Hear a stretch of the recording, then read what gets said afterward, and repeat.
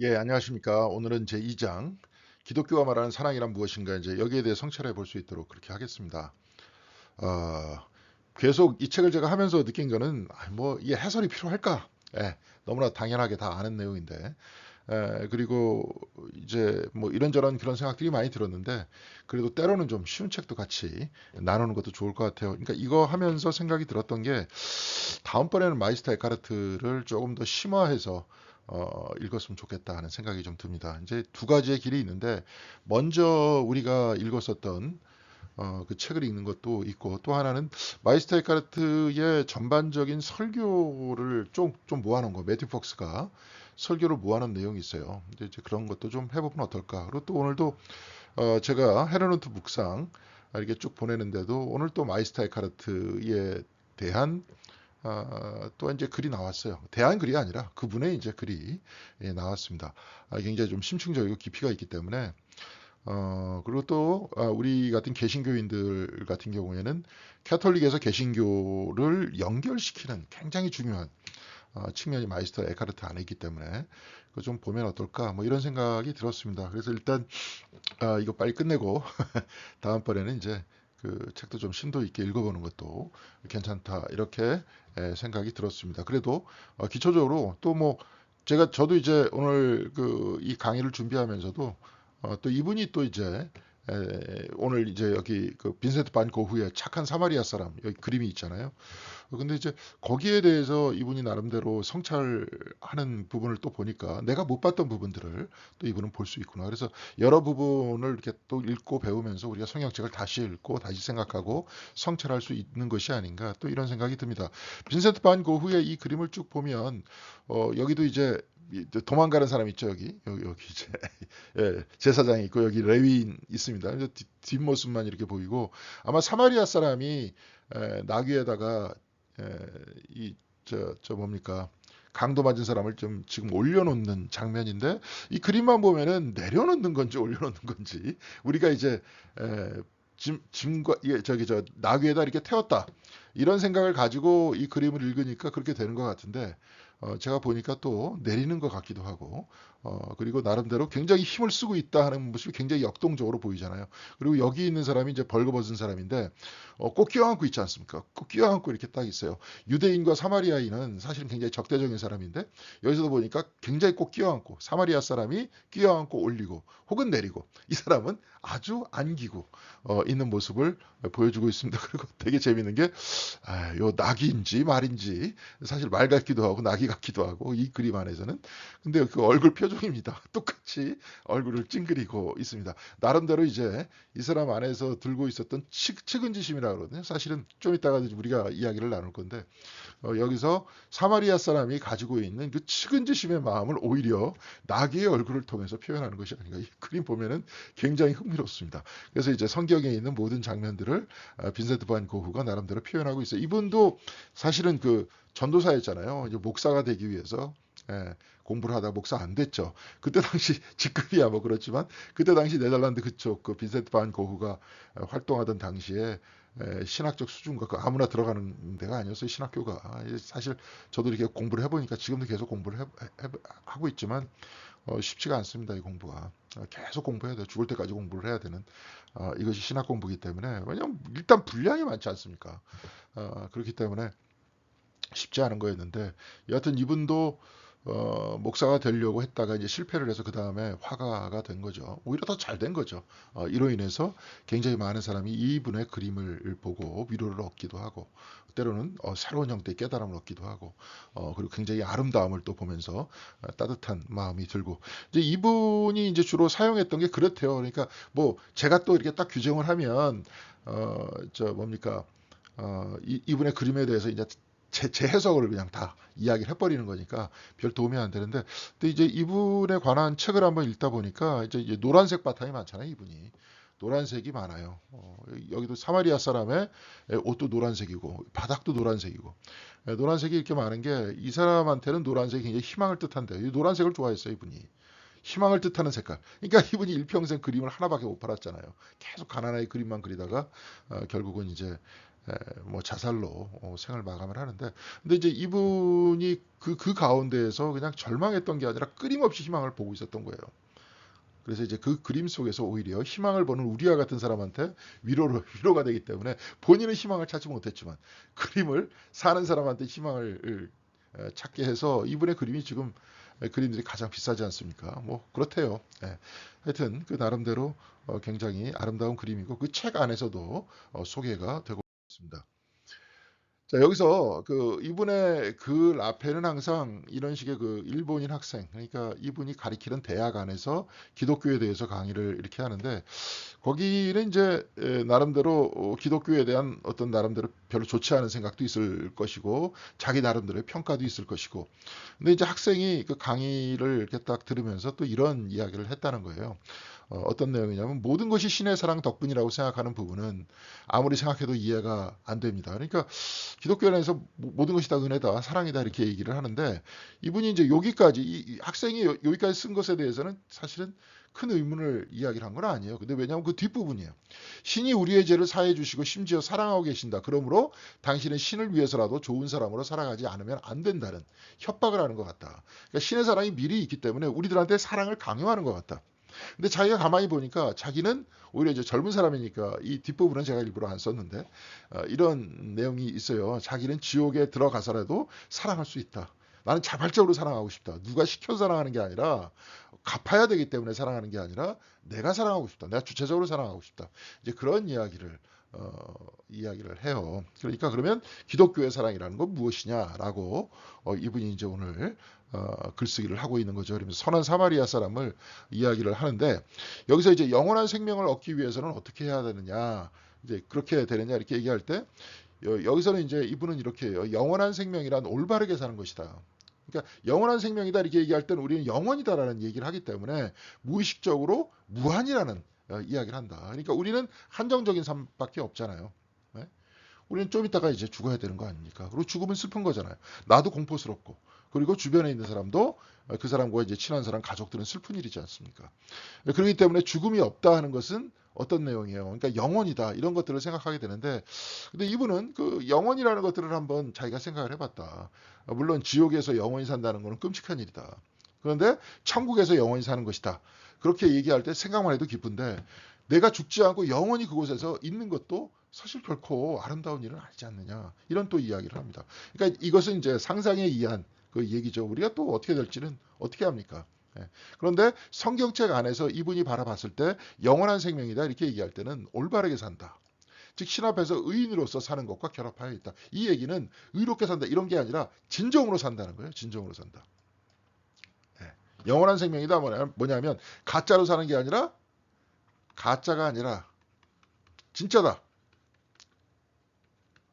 진짜로 산다. 왜 진짜로 사느냐? 이것도 이제 나름대로 기독교 그 안에, 그 저기 저 성경책 안에 기록되어 있죠. 우리가 진짜로 사는 건 뭐예요? 가짜로 사는 건 뭡니까? 가짜로 산다 이렇게 이야기할 때는, 그러면은 죄인으로서 산다. 그렇죠? 죄인이라는 거 뭐냐? 뭐 하마르티한데, 죄라는 것은 표적을 맞추지 못한다. 그럼 진짜로 하는 거는 뭐냐? 표적을 맞춘다. 진짜는 뭐냐? 우리 하나님의 형상대로 산다. 우리의 본질적으로 산다. 이렇게 이야기가 되는 거죠. 그래서 하나님은 영원하시니까 영원하신 하나님과 함께 있고 동행한다. 이제 이렇게 얘기가 될 수 있는 거예요. 그렇게 하다 보니까 하나님은 영원하기 때문에 우리도 그래서 영원해진다. 이런 이야기인데, 거기에 대한 구체적인 영혼에 대한 이제 철학적으로 이런 이야기를 하거든요. 질적인 표현. 그것이 구체적으로 뭐냐?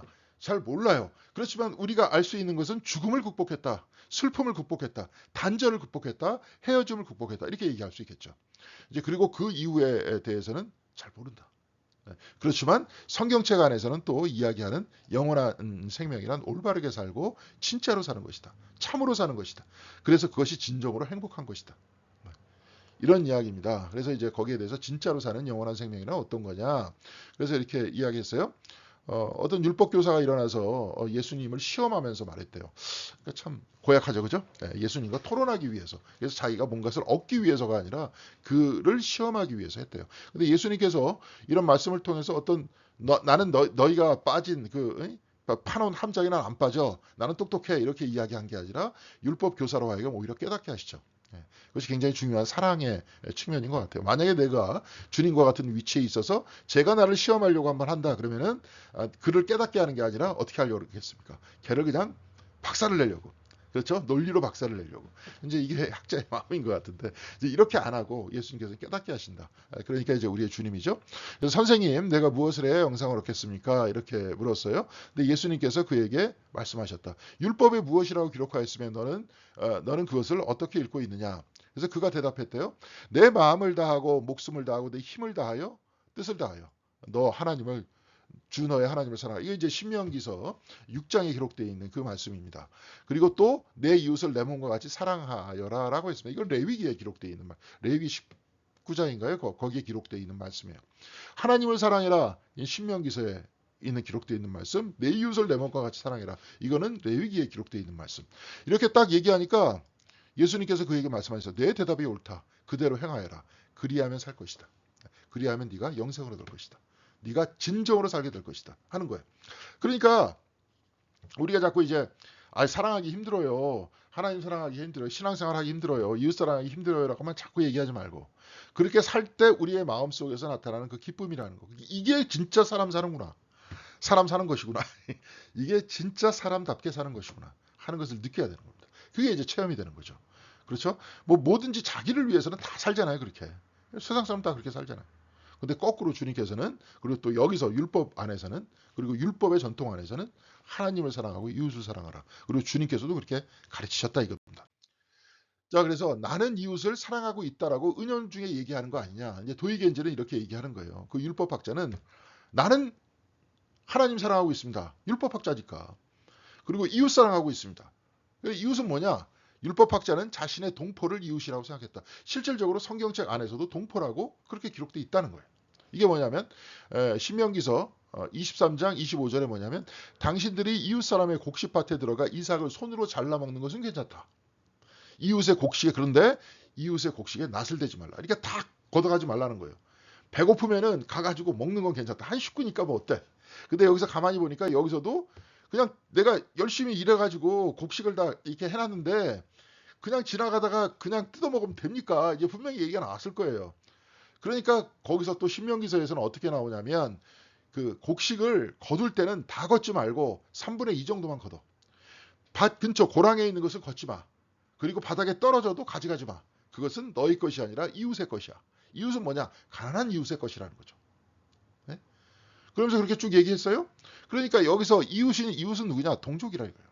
그래서 여러분들 저기 룻기에 이렇게 보면 나오미하고 룻이 그 보아스의 밭에 있는 뭡니까? 그 이삭을 줍습니다. 근데 그 이삭이라는 게 뭐예요? 바닥에 떨군 거였잖아요. 네. 그러니까 이게 그냥 들어가가지고 다 꺾어가지고 가져간 게 아니라 이삭을 이렇게 하는 거예요. 이 바로 앞절, 이 신명기서 23장 24절, 거기 이제 좀 길어질까봐 제가 이건 뺐는데, 그거 어떻게 나와 있냐면 포도를 똑같이 얘기해요. 포도를 들어가지고 먹어도 돼. 먹어도 되는데 소쿠리를 들고 들어가지고 포도를 따오면 안 된다는 거예요. 네. 그것도 이제 아마 분명히 얘기가 나왔겠죠. 아니 그러면 내가 열심히 포도 농사를 졌는데 그냥 먹어도 되겠습니까? 그러니까 이제 그때도 비슷하게 얘기했겠죠. 포도 혹시 이렇게 걷어들이다가 땅에 떨어지면 그거 다시 줍지 마. 그것은 가난한 이웃들의 것이야. 그리고 포도나무에 있는 거 다 따지 마. 저 가세에 있는 것들은 내비둬. 이웃들의 것이야. 우리나라도 그러지 않습니까? 우린 이웃보다도 감 같은 거 딸 때 다 따지 않잖아요. 몇 개 갖다 놓잖아요. 새들 쪼아 먹으라고. 이제 그렇게 같이 사는 삶 속에서 따뜻한 마음이 나오는 거죠. 자기를 위해서 싹 다 걷어갈 수 있습니다. 그때는 마음속에서 진정한 기쁨이 일어나지 않죠. 그렇지만 이웃의 것을 남겨두면서 이웃이 그것을 먹는 것을 보면서 내가 율법을 지켜나가면서 내가 비록 다 걷어들이고 싶지만 이웃에게 남겨놨다 하면서 가난한 사람들이 먹는 모습을 보면서 흐뭇해하는 그 마음. 그리고 내가 힘들더라도 내가 같이 살겠다고 하는 그 마음. 그것이 이제 동물과 다른 그러한 사람의 마음 아닙니까? 근데 여하튼 이래요. 근데 거기서 이웃이라는 거는 유대인이었다는 거예요. 아까도 이제 제가 룻기 안에서도 룻은 모압 사람이었잖아요. 근데 그 사람이 보아스의 거기에서 이렇게 딸 수 있었던 것은 유대인과 결혼을 했었기 때문에 그래요. 그래서 집안 사람이었기 때문에. 그리고 나오미하고 같이 땄기 때문에 그렇습니다. 같이 걷어들였기 때문에. 자, 하여튼 뭐 이런 식으로 됐어요. 그래서 이웃은 유대인이라고 생각했기 때문에 저 사람은 자기는 이웃 즉 유대인을 내 몸과 같이 사랑한다. 우리는 그것도 쉽지 않죠. 우리는 이제 동족 한국 사람을 우리의 몸과 같이 사랑하기가 쉽지 않잖아요. 근데 이 사람은 율법학자였고 수행하는 사람이었기 때문에 그렇게 했다는 거예요. 그러니까 이 사람 대단한 사람이었던 거죠. 자, 근데 여기서 이제 어떤 사람이라는 사마리아 사람을 예수님께서 끌고 오십니다. 그냥 유대인이 아니에요. 그러면서 이제 예수님께서 그에게 대답을 하세요. 예. 예수께서 대답하셨다. 어떤 사람이, 여기 어떤 사람이죠? 이게 유대인인지 사마리아 사람인지 모르는데 예수님께서는 그 어떤 사람, 혹시 유대인 아닌가? 왜냐? 사마리아 사람을 대입했기 때문에. 예, 그래서 예루살렘에서 여리고로 내려가다가 강도들을 만났대요. 강도들이 그 옷을 벗기고 때려서 거의 죽게 된 채로 내버려뒀대요. 마침 어떤 제사장이 그 길을 내려가다가 그 사람을 보고 피하여 지나갔대요. 그러니까 제사장은 사마리아 사람입니까? 유대인입니까? 유대인이죠. 맞은 사람도 아마 어떤 사람도 유대인일 거예요. 근데 지나갔다 이거예요. 이와 같이 레위 사람도 그곳에 이르러 그 사람을 보고 피하여 지나갔대. 둘 다 피하여 지나갔대. 그러나 어떤 사마리아 사람은 어떤이요 또? 어떤 사람은 아마 유대인일 거예요. 저기 저 10장 30절에. 근데 10장 33절에 어떤 사마리아 사람은 길을 가다가 그 사람이 있는 곳에 이르러 그를 보고 측은한 마음이 들었다. 여기 굉장히 좀 이따가 이제 그걸 이야기할 겁니다. 측은한 마음이 들어서 가까이 가서 그 상처에 올리브 기름과 포도주를 붓고 싸맨 다음에 뭐 지금이야 이게 뭐야 이게 뭐 후시딘 같은 거 바르고 그래야지 그렇게 생각을 하는데 그때 당시에는 이제 이게 약이었던 거죠. 기름과 포도주가 이제 술이니까 이제 이게 뭡니까 상처 소독할 수 있잖아요. 그러니까 그걸 붓고 싸맨 다음에 자기 짐승에 아까 봤죠. 이제 낙일 겁니다. 이제 짐승에 태워서 여관으로 들어가서 돌보아줬다. 근데 여기 굉장히 재밌는 게 여관은 과거에 누가 했느냐? 의사가 있어요. 의사. 네, 의사가 있습니다. 그러니까 의사가 여관을 겸업하고 있었습니다. 거기서 사람들 누이어가지고 치유를 했기 때문에. 그럼 의사가 지금은 뭐 굉장히 잘 삽니다. 네, 굉장히 돈이 많고 부자들이에요. 그러면 의사가 부자들이냐? 아, 부자가 아니라 그때 당시에는 괜찮은 직업이었느냐? 아닙니다. 죄인이었어요. 의사도. 의사를 죄인이라고 그랬어요. 왜냐하면 시체를 만져야 되니까.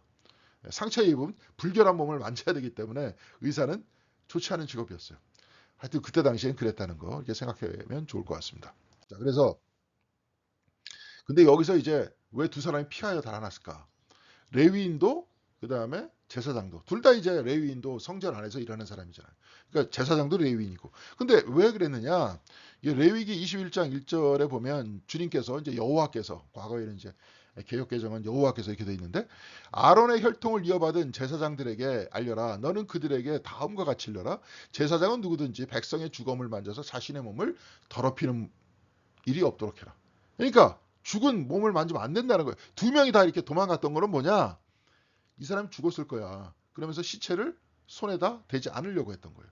만약에 누군가가 만졌다 그러면 민수기 19장 11절에 어느 누구의 주검이든 사람의 주검에 몸이 닿은 사람은 이래 동안 부정하다. 일주일 동안 부정하다 이거예요. 일주일 동안 커뮤니티 내에 들어가지 마. 너 바깥에 있어.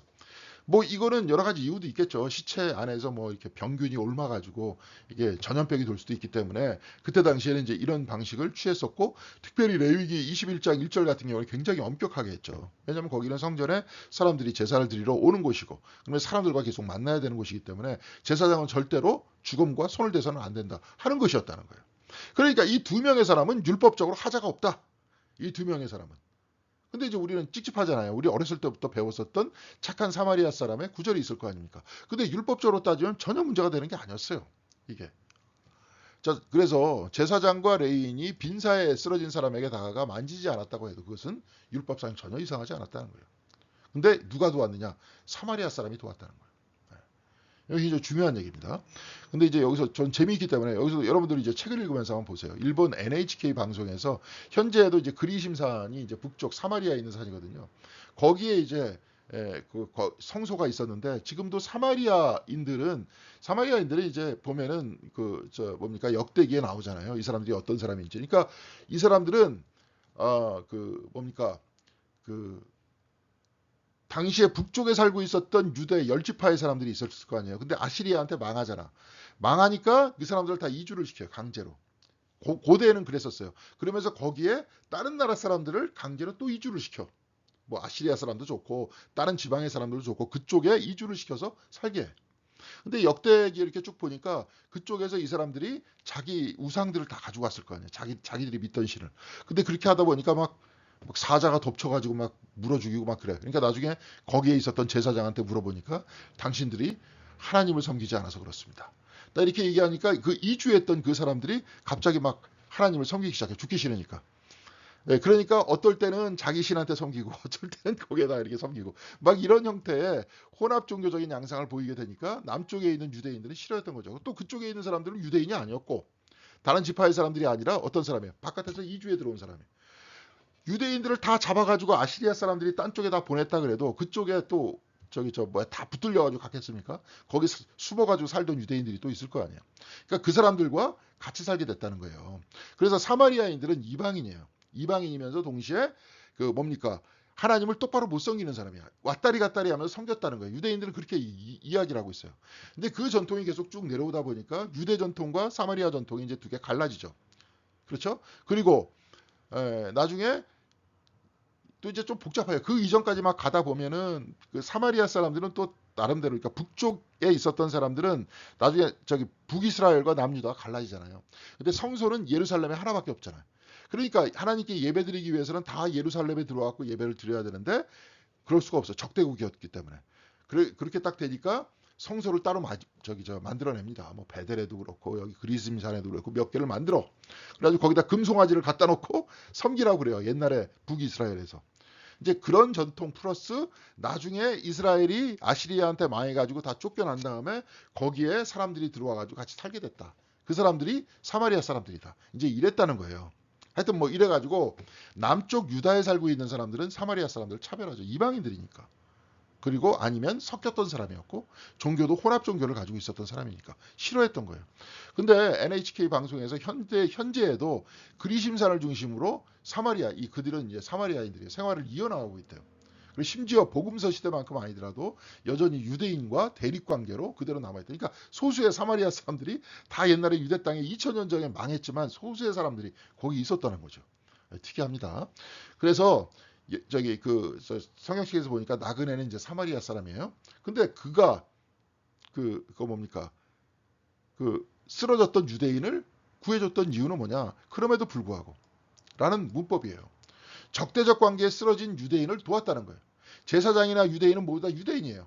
그렇기 때문에 제사장과 뭐 있기 때문에 나는 시체를 건드리면 안 되기 때문에 나는 도망갔다는 거야.